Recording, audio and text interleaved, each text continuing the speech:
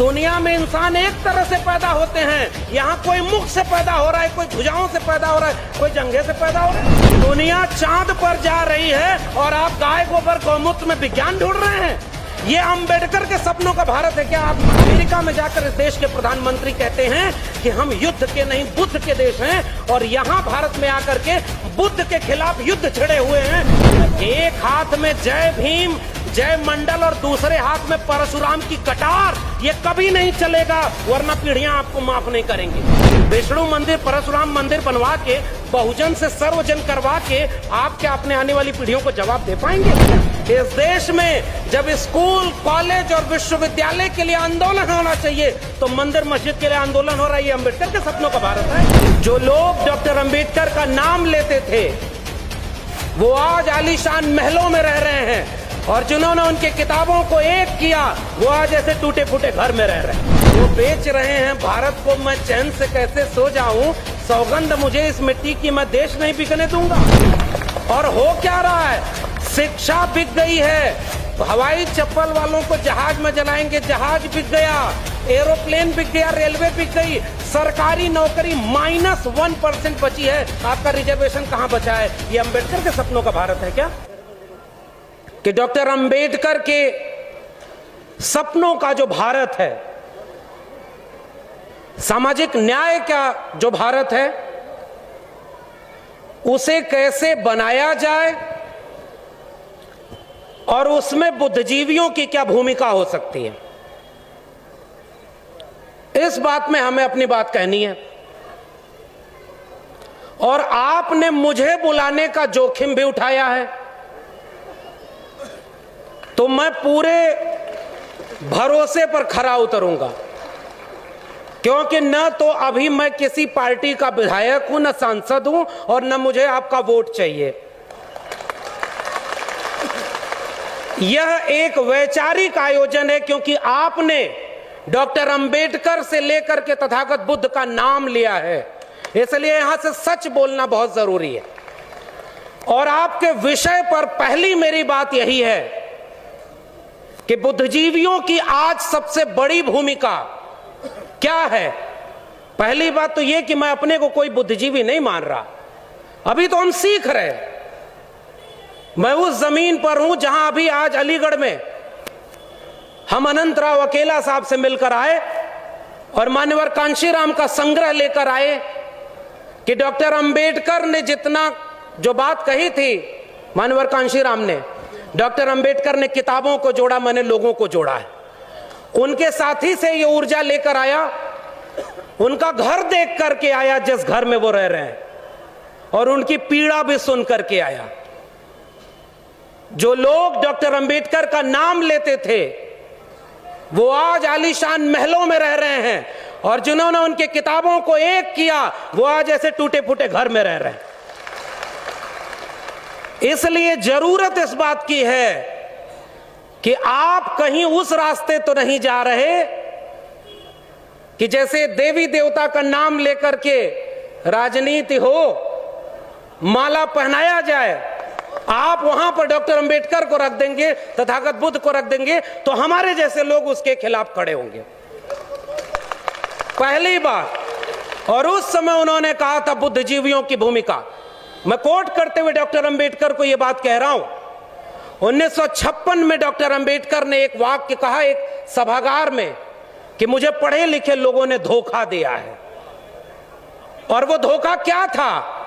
वो हमारे जैसे लोगों ने धोखा दिया, हम उन्हें धोखा दे रहे हैं। मैं अपने को शामिल करके ये बात बोल रहा हूं। हम माहौल बदला है तो डॉक्टर अंबेडकर के बिना अब किसी का काम नहीं चल पा रहा है। सब नाम ले रहे हैं डॉक्टर अंबेडकर का, और वो लोग भी नाम ले रहे हैं जो अपना सारा काम डॉक्टर अंबेडकर के खिलाफ कर रहे हैं। इस खतरे से बचना जरूरी है। मैं कोट पढ़ रहा हूं, 1940 में, किताब का नाम है पाकिस्तान और the partition of India. Doctor Ambedkar क्या लिख रहे हैं आप सुनिए। अगर हिंदू राज हकीकत बनता है तब वह इस मुल्क के लिए सबसे बड़ा अभिशाप होगा। हिंदू कुछ भी कहें, हिंदू राष्ट्र, हिंदू धर्म समानता, स्वतंत्रता और बंधुत्व के लिए खतरा है। उस आधार पर वह लोकतंत्र से मेल नहीं खाता है।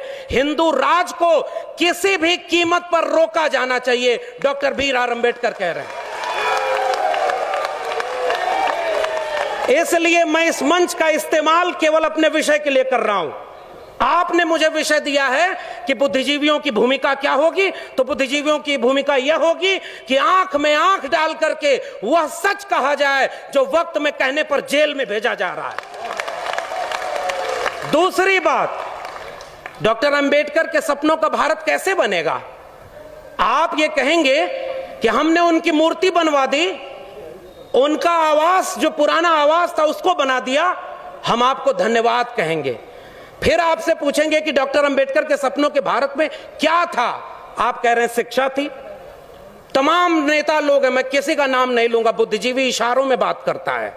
हम किसी व्यक्ति और नेता को इतना महत्व क्यों दें कि उसका नाम लेने की जरूरत पड़े? अब मैं आपसे सवाल पूछ रहा हूं, डॉक्टर अंबेडकर, बिरसा, फूले, पेरियार, यहां से लेकर तथागत बुद्ध तक सबसे महत्वपूर्ण लड़ाई कौन सी थी? शिक्षा की। आपने भी कहा शिक्षा की लड़ाई अगर सबसे महत्वपूर्ण है और शिक्षा के लिए सारा काम हो रहा है, तो एक बात बताइए, इस देश में जब स्कूल, कॉलेज और विश्वविद्यालय के लिए आंदोलन होना चाहिए तो मंदिर मस्जिद के लिए आंदोलन हो रहा है। ये अंबेडकर के सपनों का भारत है।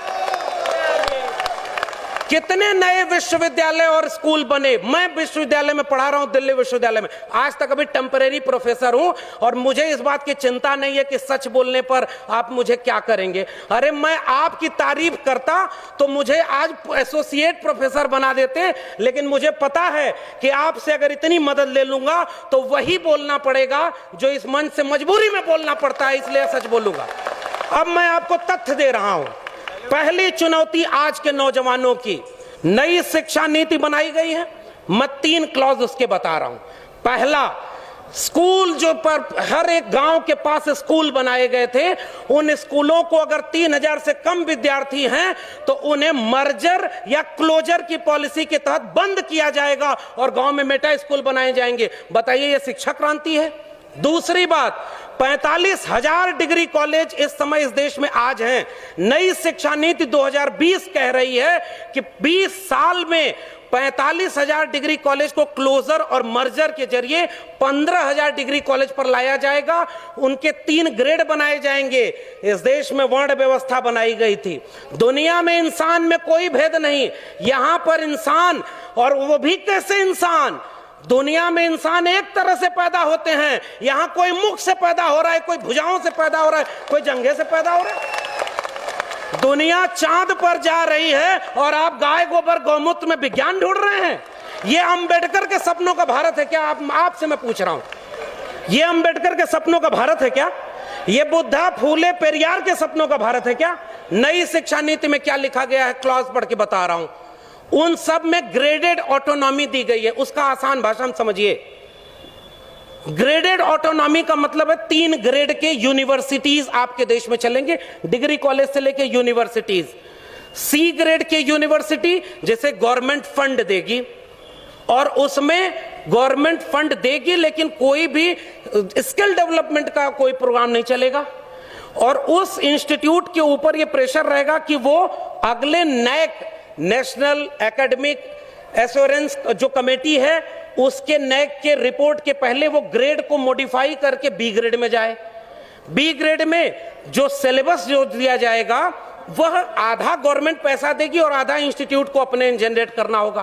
और ए ग्रेड की यूनिवर्सिटी वो यूनिवर्सिटी होगी जिसको 1 भी रुपया सरकार नहीं देगी, सेल्फ फाइनेंस कोर्सेज चलेंगे और ग्रेडेड ऑटोनॉमी और बोर्ड ऑफ गवर्नर्स के जरिए उनका पूरा काम चलेगा।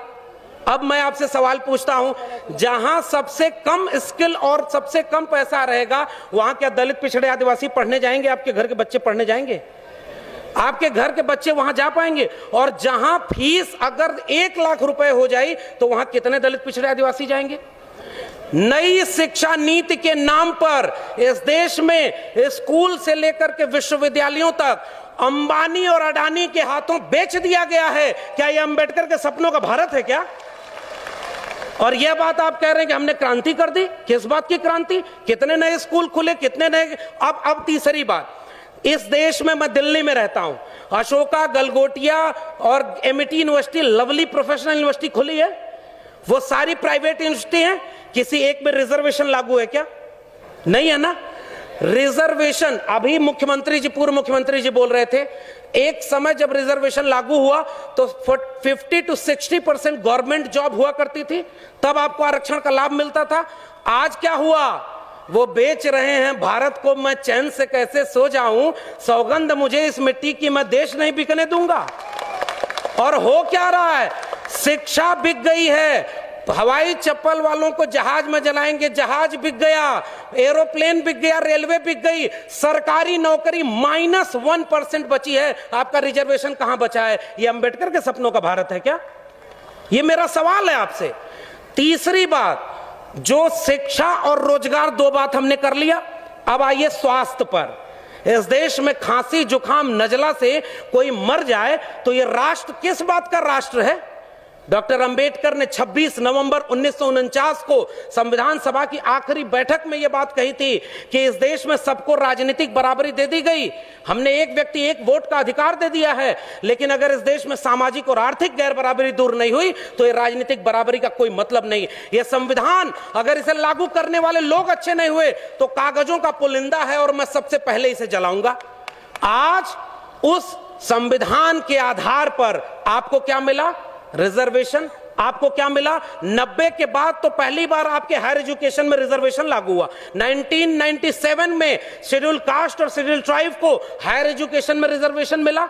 2006 में मंडल की दूसरी अनुशंसा लागू होने के बाद हायर एजुकेशन में ओबीसी को रिजर्वेशन मिला और 2018 तक आते आते आपसे दलित, पिछड़े, आदिवासी हायर एजुकेशन में बर्दाश्त नहीं हुए और आपने 13 पॉइंट रोस्टर ले आया। 13 पॉइंट रोस्टर क्या अंबेडकर के सपनों का भारत का रोस्टर था क्या? ये सवाल मेरा आपसे, ये हायर एजुकेशन का संकट है आपके सामने। इस देश में पिछली बार 2 अप्रैल 2018 को इस देश के दलित, पिछड़े, आदिवासी, पसमानदा लोग मुट्ठी बांध करके इस देश की सड़कों पर क्यों उतरे थे? क्योंकि उनके SC ST atrocity prevention act से छेड़खानी की गई थी, तब आप सड़कों पर उतर करके उनको झुकने को मजबूर किए। दूसरी बार 13 पॉइंट रोस्टर इसलिए लाया गया था 5 मार्च 2018 को। पहली बार मैंने RTI लगाई है। 1 जनवरी 2020 तक इस देश में जो डेटा है वो मैं डेटा आपके सामने रखता हूं। बुद्धिजीवी का मतलब केवल भावुक भाषण देना नहीं होता। ओबीसी रिजर्वेशन आया 2006 में। उसके बाद इस देश में नई शिक्षा नीति आ गई। पहली बात तो यह समझिएगा कि अब पूरी प्राइवेट शिक्षा अब प्राइवेट हाथों में चली जाएगी। न्यू एजुकेशन पॉलिसी कहती है 40% सिलेबस अब ऑनलाइन मोड में चलेंगे। कितने घरों के बच्चे ऐसे हैं जो वो अपने बच्चों को मोबाइल और लैपटॉप दे सकते हैं? एक मुख्य अतिथि जी का भाषण चलाना था, कितना मुश्किल हुई। मेरी अपनी क्लास में 50 विद्यार्थी पढ़ते हैं और ऑनलाइन में आज 25 विद्यार्थी बाहर हैं। मैं दावे करता हूं वो 25 विद्यार्थी दलित, पिछड़े, आदिवासी हैं जिनके घरों में मोबाइल नहीं है, इंटरनेट नहीं है। आप वहां नहीं शिक्षा ला रहे हैं। आप बुनियादी जरूरत तो पैदा कर नहीं पाए। और मैं डेटा पढ़ रहा हूं 1 जनवरी 2022 का डेटा। वो डेटा आपके सामने कह रहा है 97.6% ओबीसी प्रोफेसर की पोस्ट खाली है। 95% शेड्यूल ट्राइब के प्रोफेसर की पोस्ट खाली है और 93.8% शेड्यूल कास्ट प्रोफेसर की पोस्ट खाली है। डॉक्टर अंबेडकर के सपनों का भारत का मतलब यह है कि 85% दलित, पिछड़े, आदिवासी, पसमानदा के 85% प्रोफेसर होने चाहिए, 85% डॉक्टर होने चाहिए, 85% इंजीनियर होने चाहिए। और आप क्या बना रहे हैं? तीसरा मुद्दा स्वास्थ्य का। राष्ट्र बनने का मतलब क्या था? राष्ट्रवाद का सर्टिफिकेट आज वो लोग बांट रहे हैं जिन्होंने अंग्रेजों से माफी मांग करके कहा था कि हमको पेंशन दीजिए, हम आपकी मदद करेंगे। और वो लोग आज कह रहे हैं, उन लोगों को सिखा रहे हैं जिनके पुरखों के हाथों ने इस देश और दुनिया को रहने लायक बनाया। हम कमेरा जाति के लोग हैं। कुर्मी, कोयरी, लोहार, नाई, मोची, मल्ला, निषाद और तमाम वो जातियां जिन्होंने हाथ से श्रम करके इस दुनिया को रहने लायक बनाया है, इस राष्ट्र को बनाया है। बिरसा मुंडा, जयपाल सिंह मुंडा, अब्दुल कयूम अंसारी, एस.एम. बिहारी, नारायण गुरु, ईवी रामास्वामी नायकर, पेरियार, ज्योतिबा फूले, सावित्रीबाई फूले और वहां से लेकर के शाहू जी से होते हुए डॉक्टर अंबेडकर, डॉक्टर लोहिया, मंडल और कांशी राम, इन लोगों की विरासत ने जिस राष्ट्र को बनाया, आज कोई और आके हमसे कहता है कि पहले कागज दिखाओ कि तुम इस देश के नागरिक हो कि नहीं। नागरिकता इस देश की सबसे बड़ी जिम्मेदारी है। आपके अपने जिले में भी एक मंदिर के नाम पर दंगा कराने वाले लोगों को पहचानिएगा और उन संगठनों को पहचानिएगा जो धर्म के नाम पर हैं। उनसे पूछिए कि आपकी शिक्षा और रोजगार के लिए कितना आंदोलन किए, कितना आंदोलन हुआ आपके शिक्षा और रोजगार के लिए। मैं विश्वविद्यालय से हूं इसलिए सच बोल रहा हूं। आखिरी बात, स्वास्थ्य व्यवस्था उस राष्ट्र की सबसे बड़ी जरूरत थी ना।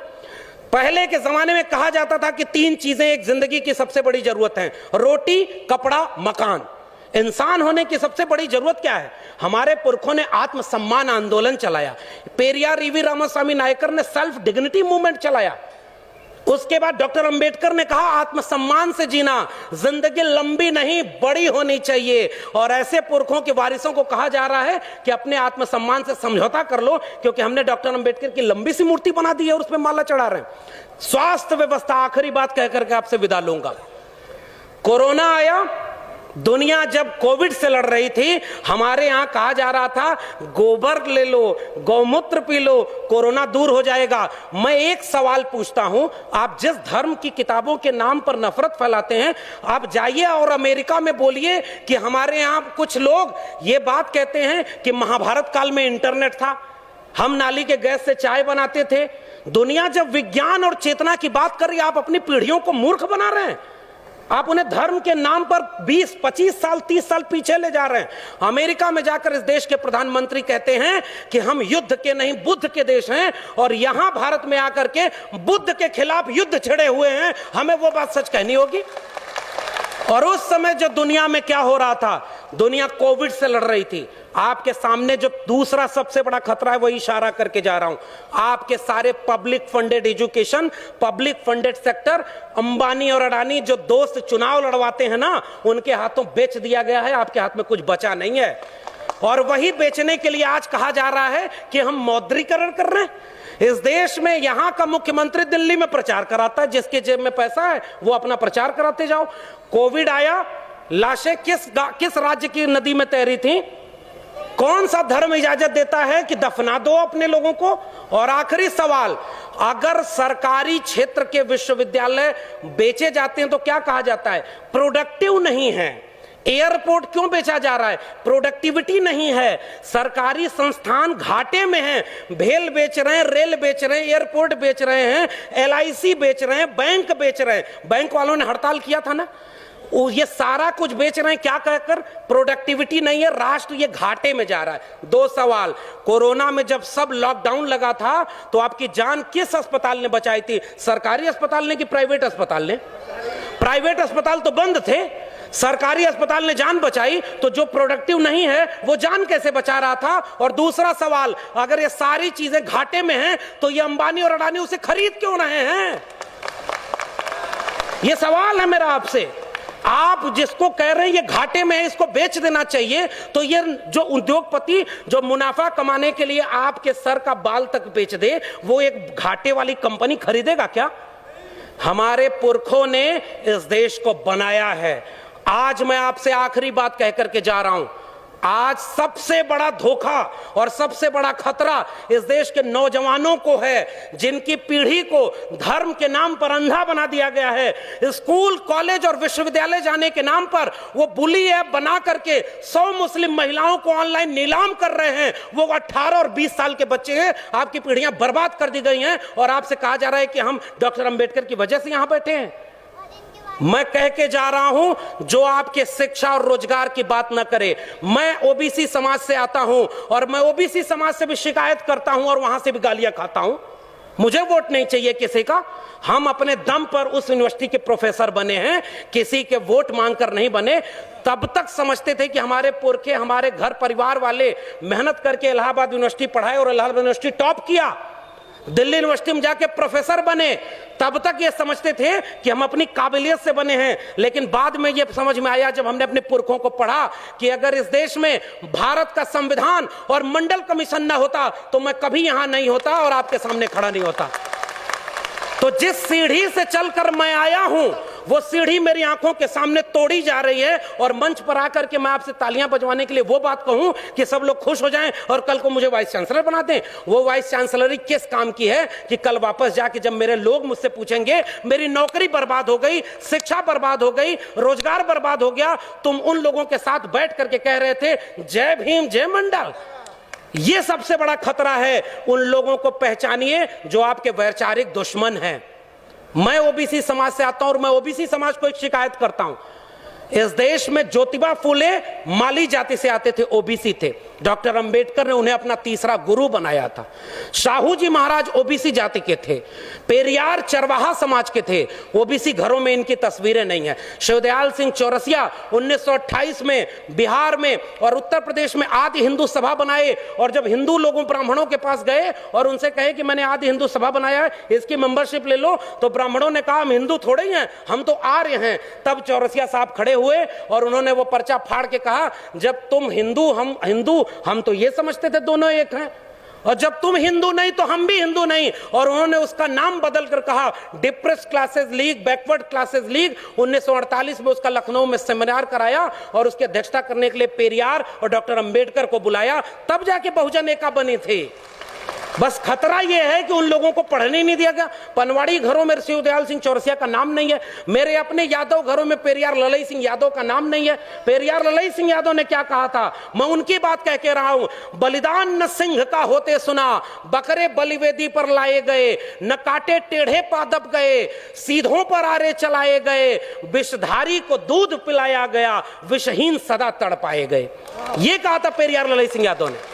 और जब त्रिवेणी संघ बना 1930 में बिहार में और बाद में अर्जक संघ बना उत्तर प्रदेश में, इन दोनों का नारा क्या था, ब्राह्मणवाद की क्या पहचान, गिटपिट बोले करे न काम, और मानववाद की क्या पहचान, ब्राह्मण भंगी एक समान। जिसमें समता की चाह नहीं वह बढ़िया इंसान नहीं, समता बिना समाज नहीं, बिन समाज जनराज नहीं। जो जमीन को जोते बोए वो जमीन का मालिक होए, सबको शिक्षा सबको काम, वरना होगी नींद हराम। हमारे डॉक्टर लोहिया ने कहा 100 में पिछड़ा पावे 100 में 60, सन सोपा ने बांधी गांठ। तब उसको जगदेव बाबू और रामस्वरूप वर्मा ने नारे को आगे बढ़ाया कि 100 में 90 शोषित हैं, शोषितों ने ललकारा है, धन धरती और राजपाट में 90 भाग हमारा है।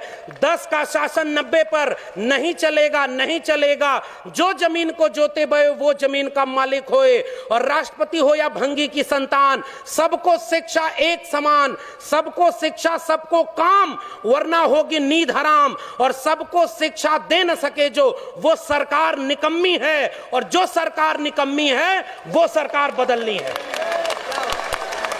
आप नेताओं के गुलाम बन गए इसलिए क्योंकि आप एकजुट नहीं रहे। अचानक कोई नेता आके कहता है कि आप चलो हिंदू धर्म खतरे में है, अरे उससे रोक के पूछिए हमारा स्कूल और विश्वविद्यालय खतरे में है, तब तुम क्यों नहीं आए? मेरी नौकरी कोरोना में चली गई, तब तुम क्यों नहीं आए? हमारी अर्थव्यवस्था डूब गई, तब तुम क्यों नहीं आए? और 85% हिंदू तब बनाते हो जब मुसलमानों के खिलाफ दंगा कराना होता है। और उसके बाद दलित महिला थी, सुनिए, दलित महिला थी उत्तराखंड में, खाना बनाकर स्कूल के बच्चों को खिलाती थी, और दलित महिला की जाति देखकर सवर्ण बच्चों ने कहा हम खाना नहीं खाएंगे। तब हिंदू धर्म खतरे में क्यों नहीं आया? यह मेरा सवाल है। उस महिला की जाति देखते हो क्योंकि वो दलित है इसलिए हम खाएंगे नहीं? पूछिए उन लोगों से 2 अप्रैल के भारत बंद के दिन वो लोग कहां थे जो केंद्र से लेकर के राज्य में सत्ता में बैठे थे और दलित सीटों पर चुन करके गए थे? पूछिए उन लोगों से 13 पॉइंट रोस्टर आया तो वो कहां थे? पूछिए उन लोगों से नई शिक्षा नीति के नाम पर जब सब बेचा जा रहा है, और आज आप कह रहे हो पाकिस्तान कब्रिस्तान। इस देश में हिंदू मुस्लिम की आग तब लगाई जाएगी जब दलित पिछड़े आदिवासी बच्चे अपनी शिक्षा और रोजगार और स्वास्थ्य की बात करेंगे। आज इस देश में एक दलित को राष्ट्रपति बना दिया गया और हाथरस में बेटी को पेट्रोल डाल के जला दिया, तब उस राष्ट्रपति की क्यों जबान खुली? यह सच पूछना जरूरी है। और आपने मुझे आमंत्रित करने का जोखिम लिया था, मैं अपना काम करके जा रहा हूं। आपने ये बात जो कही थी ऐसे मंचों पर आप हमें नहीं भी बुलाएंगे तब भी भारत के संविधान और मंडल कमीशन ने एक नौकरी दे दी है, हम वहां गुजारा कर लेंगे, हमें आपका वोट नहीं चाहिए। लेकिन मैं चाहता हूं कि इस मंच से घर जाने के बाद ये महिलाएं और बच्चियां, ये नौजवान अपने घर में अपने बाबूजी से पूछें कि आप तो धर्म को बचाने गए थे, मेरी शिक्षा, मेरी रोजगार, मेरी नौकरी और मेरे देश को बेचने वालों के साथ क्यों खड़े थे? ये सवाल आपसे पीढ़ियां पूछेंगी।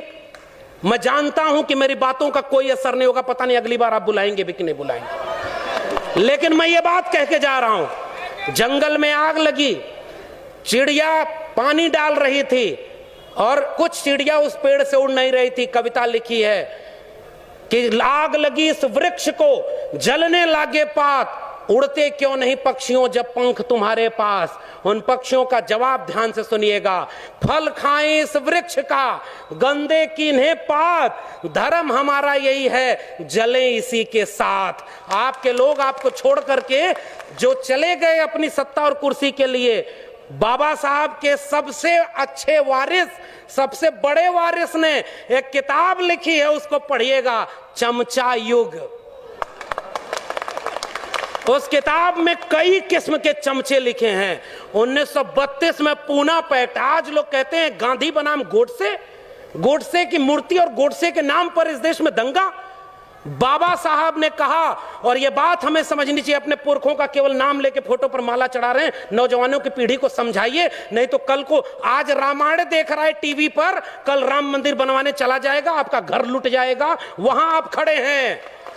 तब डॉक्टर अंबेडकर रोए थे, पूना पैक्ट जब करके आए। गांधी को 3 गोलियां मारी थी उन लोगों ने जो आज शासन कर रहे हैं। वो हमसे कहते हैं हमारे पुरखे ने गांधी की जान बचाई है, उन्होंने 3-3 गोलियां गांधी के सीने में मारी है, हम वो लोग हैं। और आखिरी बात कह के जा रहा हूं, इस देश में बहस चला रही है यार ये गांधी बनाम गोडसे, आप गांधी के साथ हैं कि गोडसे के साथ हैं? मैं कहता हूं गांधी बनाम गोडसे में हम गांधी की हत्या करने वाले नहीं, गांधी का जीवन बचाने वाले डॉक्टर अंबेडकर के साथ हैं। पेरियार ईवी रामास्वामी नायकर और गांधी की बहस में हम पेरियार के साथ हैं, भगत सिंह और गांधी की बहस में हम भगत सिंह के साथ हैं। हम डॉक्टर अंबेडकर और गांधी की बहस में गांधी की नहीं डॉक्टर अंबेडकर के साथ हैं, और गांधी और लोहिया की बहस में हम लोहिया के साथ हैं। ये हमारी विरासत है। आने वाली पीढ़ियां हमसे पूछेंगी साहब कि जब देश लुट रहा था, आपके बच्चों का भविष्य बर्बाद किया जा रहा था, दंगाई बनाया जा रहा था, तब आप क्या कर रहे थे? वो जो चिड़िया जंगल में आग लगी थी ना, तो चोंच से पानी भर के उस आग पर डाल रही थी। एक कुर्सी से बिक करके हम चमचे हो गए। मान्यवर साहब की बात कर रहा हूं, अपनी बात तो कह भी नहीं रहा। मान्यवर साहब ने कहा कि कई किस्म के चमचे हैं, उसमें ओबीसी चमचों की भी बात की गई थी। कुछ ओबीसी लोग ऐसे भी थे, मुख्यमंत्री कुर्सी चली गई और घर जब गंगा जल से धुलवाया गया तब उनको समझ में आया, अरे हम तो अगड़ा समझते थे, ये तो पिछड़ा है। हमें तो सबका सच कहना है ना। एक हाथ में जय भीम जय मंडल और दूसरे हाथ में परशुराम की कटार, ये कभी नहीं चलेगा, वरना पीढ़ियां आपको माफ नहीं करेंगी। विष्णु मंदिर, परशुराम मंदिर बनवा के, बहुजन से सर्वजन करवा के आप क्या अपने आने वाली पीढ़ियों को जवाब दे पाएंगे? आपके विचारों से लड़ाई है। एक तरफ 1925 में बना एक संगठन है जो इस देश को हिंदू राष्ट्र बनाना चाहता है, और एक तरफ 1924 में बना समता सैनिक दल है। पूछिए आप कहां खड़े और वो कहां चले गए? क्यों नहीं बाबा साहब का बनाया हुआ यह संगठन, 85% लोगों का राज, जिन्होंने इस देश को हाथ से काम दिया, उन्हीं लोगों को आज यूनिवर्सिटी में बैठकर एनएफएस किए जा रहे हैं। कितने लोग संसद और विधानसभा में बैठे थे, वो आपके लिए लड़े। आखिरी बात उस चिड़िया की बात करके जा रहा हूं। उस चिड़िया से पूरे जंगल के लोग, जंगल के पक्षी मजाक उड़ाते हुए कहे कि इतनी बड़ी आग लगी है जंगल में, देश बेचा जा रहा है, हिंदू राष्ट्र बनाया जा रहा है, अभी अयोध्या झांकी है, मथुरा काशी बाकी है किया जा रहा है, और तुम अपनी चोट से पानी भर रही हो। अलीगढ़ के इस सभागार में उपस्थित लोगों, आपसे यही कह के जा रहा हूं उस चिड़िया का जवाब। उसने कहा था कि मुझे पता है कि मेरी चोंच की एक बूंद पानी से ये जंगल की आग नहीं बुझेगी, लेकिन जब इस देश में इस देश की आग का, इस जंगल की आग का हिसाब मांगा जाएगा कि जब आरक्षण खत्म कर दिया गया, जब निजीकरण के हाथों, अंबानी अडानी के हाथों पूरा देश बेच दिया गया, नई शिक्षा नीति में शिक्षा बेच दी, प्राइवेटाइजेशन में रोजगार बेच दिया, कोरोना में आपकी जान बेच दी, हिंदू हिंदू करके नफरत फैलाया गया, उस देश में पसमानदा तबके के लोगों से पूछिए, इस देश में नाई, जुलाहा, मोची, मल्ला जो पसमानदा बन के मुसलमान हुए, 300 लोग लिंचिंग में मारे गए, 300 में एक भी अपर कास्ट मुस्लिम नहीं है। ये कौन है 15% लोग जो पीछे खड़े होकर आपके बच्चों को दंगा कराने भेजते हैं, और गृह मंत्री का बेटा बीसीसीआई का चेयरमैन बन के करोड़ों रुपया कमा रहा है। आपके बेटे और उसके बेटे में यही फर्क है। तो वो चिड़िया, उसने यही बात कही थी कि मुझे पता है कि इस जंगल की आग से, मेरी चोंच के पानी से जंगल की आग नहीं बुझेगी, मगर इस आग का जब इतिहास लिखा जाएगा तो मेरा नाम आग लगाने वालों में नहीं, आग बुझाने वालों में शामिल होगा। जय भीम, जय मंडल, जय संविधान।